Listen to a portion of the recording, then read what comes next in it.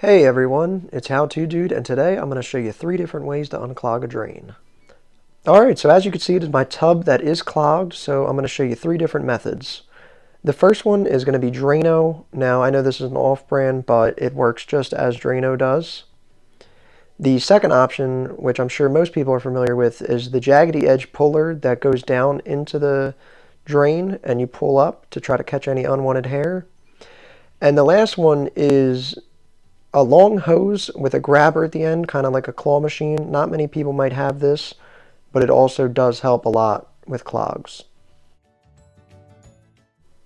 Alright, so the first thing you want to do is you're going to go ahead and run this water. I just want to identify the problem with you guys.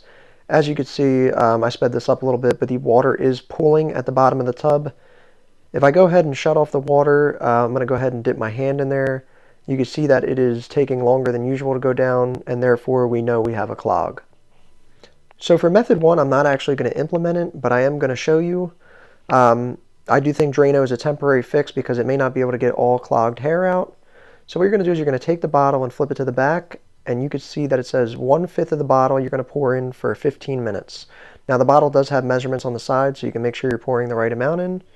And like I'm doing right here, I'm just fake pouring it in there, and then you're going to go ahead and wait till that 15 minutes is up.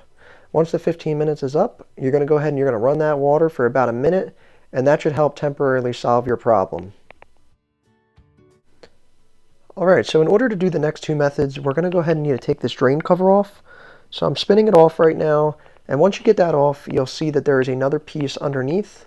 Now I'm not sure if you can see it from the video, but it does have a flathead opening.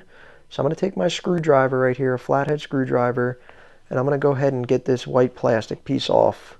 This will allow for the drain to be more open, and that way I'll be able to see anything that is causing the clog underneath. So like I said, just take this off just like this, and as you can see, the flathead part is right there, and then we're going to place that to the side. So for this next step, I actually switched up the angle of the camera, so that way you're able to see exactly what is in the drain. And now you can see it is full with clumps of hair.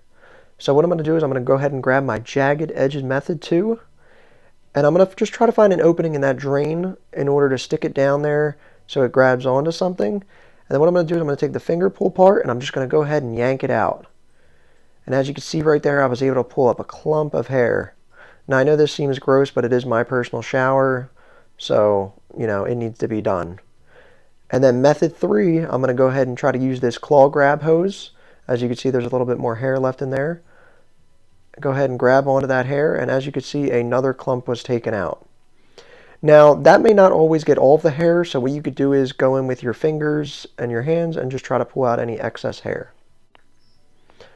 Alright, now for this next part, what I'm going to go ahead and do is run the water. Now, I don't want to work backwards, so I want to run the water before I put anything else back on to ensure I got all the hair out. So then I'm going to go ahead and I'm going to grab our white plastic piece that you saw a little bit earlier with the flat head topper. And I'm just going to go ahead and I'm going to start to screw this in. Now, I'm not going to be able to make this all the way tight with my hand because that middle part does need to be tightened. So I'm going to go ahead and grab my flathead screwdriver once again. I'm just going to tighten that up as much as it can go just to ensure it's snug. Then I'm going to go ahead and grab that silver cap you saw before and then tighten that on as well. Now I sped this one up because it kept slipping out of my hands a little bit. So once that is on nice and tight, I'm going to go ahead and run the water one last time to see how it drains. So just turning it on to full speed, and as you can see, the water is starting to go down without any issue. Not pulling up whatsoever. So I'm going to go ahead and turn off the water, and then as you can see, it goes right down. Alright, this has been How To Dude. I hope you guys learned a lot. We'll see you in the next one.